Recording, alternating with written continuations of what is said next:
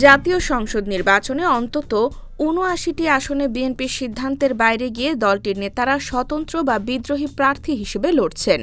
এর মধ্যে অন্তত ৪৬টি আসনে শক্ত অবস্থানে আছেন বিদ্রোহী প্রার্থীরা।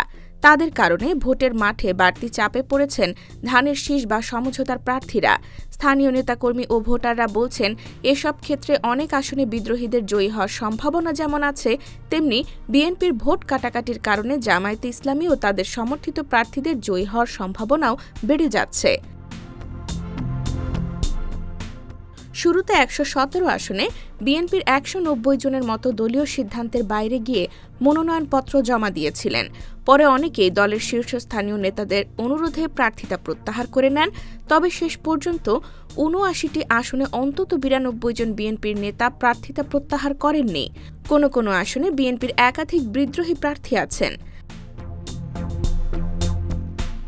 দলীয় সিদ্ধান্তের বাইরে গিয়ে প্রার্থী হওয়ায় অনেককে ইতোমধ্যে দল থেকে বহিষ্কার করেছে বিএনপি। তবু বিদ্রোহী প্রার্থীরা নির্বাচনের মাঠ ছাড়েননি। বিশ্লেষকরা বলছেন, বিদ্রোহী প্রার্থী নিয়ন্ত্রণ করতে না পারা বিএনপির সাংগঠনিক দুর্বলতা।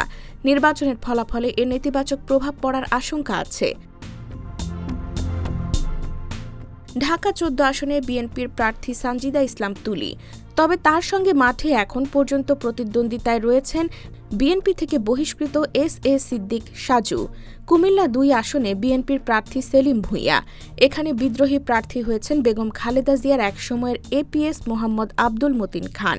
এর বাইরে দিনাজপুর ২ ও ৫, পাবনা ৩, সিলেট ৫, বাগেরহাট ১, ২, ৩ ও ৪, নারায়ণগঞ্জ ২ ও ৩, ব্রাহ্মণবাড়িয়া ৫, হবিগঞ্জ ১, কিশোরগঞ্জ ১, টাঙ্গাইল ৩ ও ৫, সুনামগঞ্জ ৩, পঞ্চগড় ২, গোপালগঞ্জ ২, বরিশাল ১, নড়াইল ১, ঝিনাইদহ ৪, নওগাঁ ১, ৩ ও ৬, পার্বত্য খাগড়াছড়ি, সাতক্ষীরা ৩, চট্টগ্রাম ১৬, রংপুর ৩, মুন্সিগঞ্জ ১, রাজবাড়ী ২, মানিকগঞ্জ ১, যশোর ৫, নোয়াখালী ২, চাঁদপুর ১, মাদারীপুর ১ এবং ময়মনসিংহ ১, ২, ৬, ৭ ও ৯ আসনে বিএনপির দলীয় প্রার্থীর প্রতিদ্বন্দ্বী হিসেবে শক্ত অবস্থানে আছেন বিদ্রোহী প্রার্থীরা। এবারের নির্বাচনে আনুষ্ঠানিকভাবে জোটের ঘোষণা না দিলেও যুগপৎ আন্দোলনে থাকা দলগুলোর সঙ্গে আসন সমঝোতা করেছে বিএনপি। ৮টি আসনে যুগপৎ আন্দোলনে থাকা দলগুলোর শীর্ষস্থানীয় নেতাদের আসন ছেড়েছে বিএনপি। তবে এর মধ্যে ৪টি আসনে বিএনপির নেতারা স্বতন্ত্র বা বিদ্রোহী প্রার্থী হয়েছেন। ঢাকা ১২, পটুয়াখালী ৩, ব্রাহ্মণবাড়িয়া ২ এবং নারায়ণগঞ্জ ৪ আসনে বিদ্রোহী প্রার্থীর কারণে চাপে আছেন দলটির আসন সমঝোতার প্রার্থীরা। রাজনৈতিক বিশ্লেষক জাহিদুর রহমান বলেন, সর্বশেষ ৩টি নির্বাচন প্রকৃত নির্বাচন না হওয়ায় বিএনপির বিদ্রোহী প্রার্থী হওয়ার প্রবণতা বেশি হবে, এটা অনুমেয় ছিল। কিন্তু ৭৯টি আসনে ৯২ জন বিদ্রোহী প্রার্থী থাকাটা বিস্ময়কর।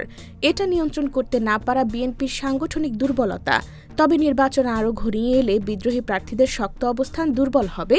এসব তথ্য তুলে ধরে একটি প্রতিবেদন প্রকাশ করেছে প্রথম আলো।